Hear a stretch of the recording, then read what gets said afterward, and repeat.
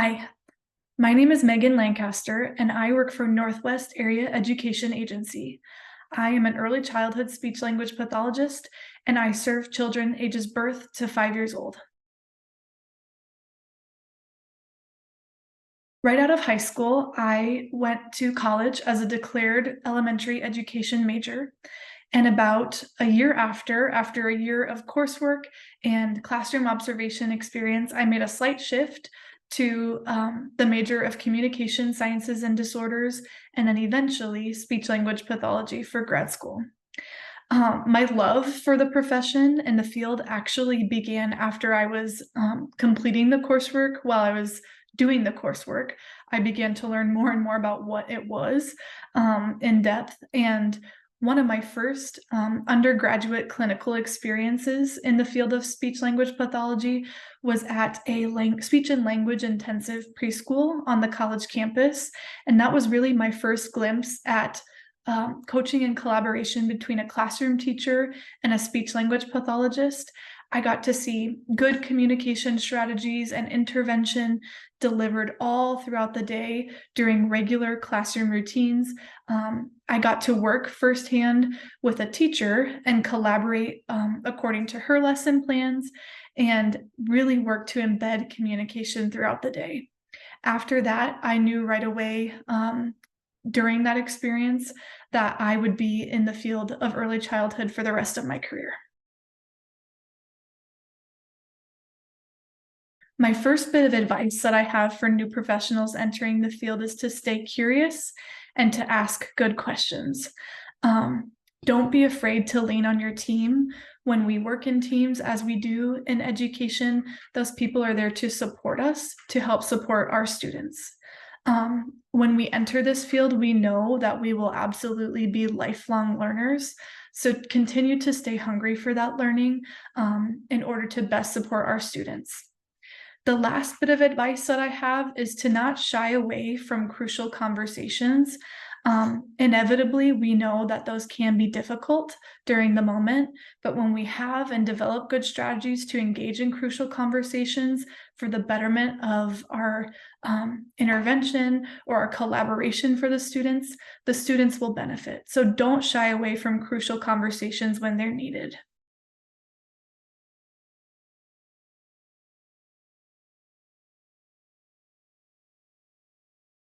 I work in early access as well as Part B in the state of Iowa, which is special education. I see kids in homes and in the preschool setting in an early childhood special education classroom.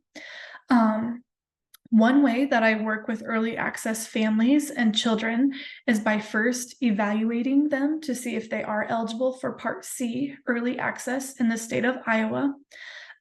After we work to complete that evaluation, if the child is eligible, we work under what's called the primary service provider model for intervention. So what that means is that typically one person is assigned as the primary service provider for that family and for that child specifically. We do work collaboratively in teams in early access.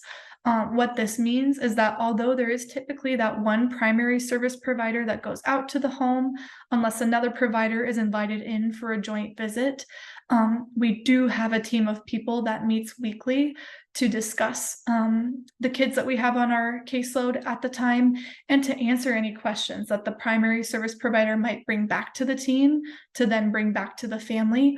Or at that time, the primary service provider might request a joint visit for that other provider to come out with them to collaborate on ideas and work with the family. One way that I work with children in the classrooms, in my ECSE classrooms, is collaboratively with teachers.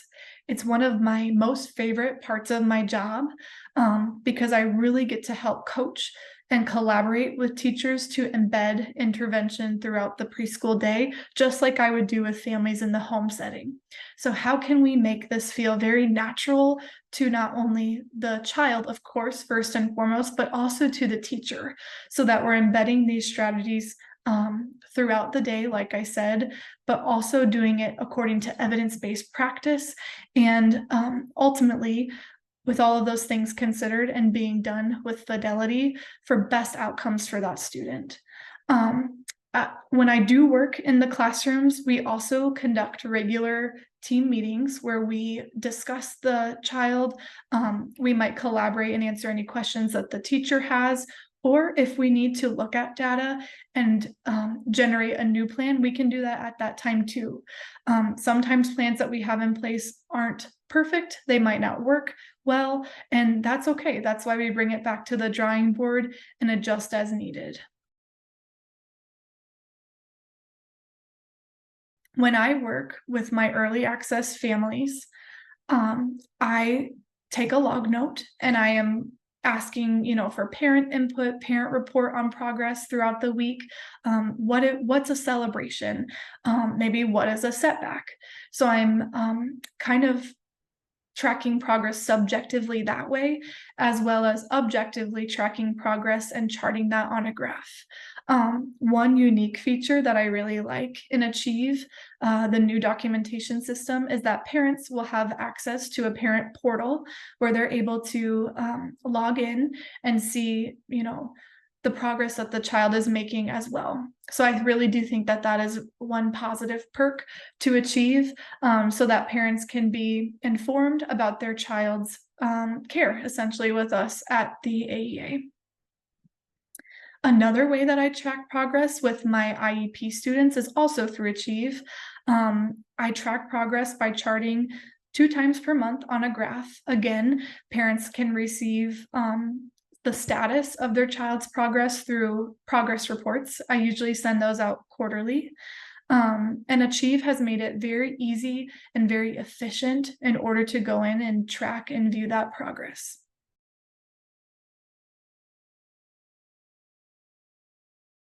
Throughout my time at Northwest AEA, throughout my time working with children in early childhood, one thing that I would like new professionals to know, or anyone entering the field, is that connection that you make with that family, that connection that you make with that child, that student, is the goal. I would say connection over compliance, and that we know that if we have a good connection, if we're building good relationships, that is what drives progress, is the connection that we make with the families, so that they can build confidence and competence with the strategies that they're using in their home, so that it doesn't feel like something extra. It doesn't feel like homework. It feels like embedding naturally into the child's natural setting, again, for best outcomes for the child. So I would say connection over compliance. I would say that all brains are beautiful. Every child is going to learn differently. That is going to look different for every student and every child. So if we, as the adults, can be flexible in our thinking and our plans, I think that all brains are beautiful. All brains learn different. If we demonstrate flexibility, that teaches our kids to do the same. Another thing that I wanted to mention is that we're living in the digital age, and in early childhood, I know that this can be a factor that can sometimes impact progress. But again, if we learn to cultivate ways to engage the child or the learner with the technology, of course, with reasonable expectations and limits, but we know that it's not going anywhere. Embrace technology when you can. And I would say that children will learn different than maybe we did. So embracing technology, but also to remember to play, because at its heart, early childhood is better and stronger. And that is how children learn, is through play. When we play, that is how our brains grow. So embrace technology, but don't forget to embrace play as well.